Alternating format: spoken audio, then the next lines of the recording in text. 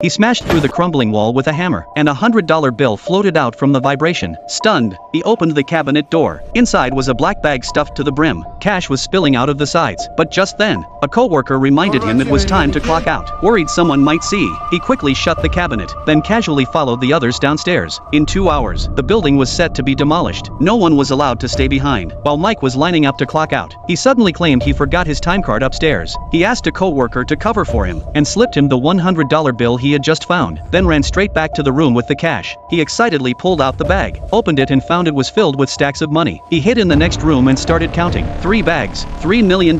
Just as he was imagining his dream life, he heard loud banging from outside. Peeking through the door, he saw an old man smashing through walls with tools. Mike rushed back into the room, stuffed the cash back into the bags, then slipped away while the old man was distracted. But in his panic, he accidentally kicked a piece of steel on the floor. The sharp sound echoed through the whole building. Realizing he'd been exposed, Mike hid the black bag, then went out trying to draw the others away, but they showed up before he could act. One of them entered Mike's room. Luckily, he had already hidden behind the curtain, but when he looked up, he saw the old man hiding there too. Turns out they weren't on the same team. They stared at each other in silence. Just as Mike turned to leave, a gang member came running up the stairs. Mike reacted instantly, kicked him down, then used the pipes to slide into the trash room. But as soon as he landed, before he could find a way out, the old man grabbed him from behind, holding a knife to his neck. He demanded to know where the money was. Mike pretended to give in, then knocked the knife out of his hand. They fought back and forth.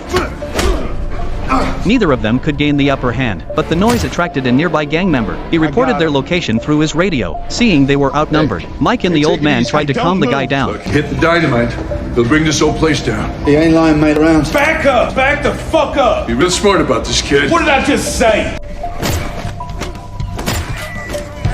Together they took him down quickly, but more gang members were closing in. They had no choice but to split up and escape. Mike didn't get far. He got cornered in a hallway. In desperation, he grabbed the fire hose and leaped down to the floor below. But waiting there was one of the gang's women. Just as she was about to shoot, the old man arrived in time and saved him. The gang looked up and saw a shadow in the window. They fired immediately, but when they got a clear look, they realized they had shot their own girlfriend. The gang leader collapsed over her body in tears. That gave Mike and the old man a chance to breathe. That's when the old man revealed his identity. He was a prison guard. His daughter had cancer and needed expensive treatment. One day, a prisoner was nearly killed in an attack. Though he survived, he asked the old man for protection. In exchange, he told him about the $3 million he had hidden away. Now the old man had 2 choices: get the money, or die trying, so his daughter could collect the life insurance. Hearing this, Mike didn't hesitate anymore. He led him straight to the money, handed him $1 million without blinking. Then they packed up the rest and prepared to leave, worried the gang might catch them on the way. They decided to quietly climb down the elevator shaft, but as soon as Mike peeked out, a gang member below nearly shot him. Turns out, the gang had already predicted their move.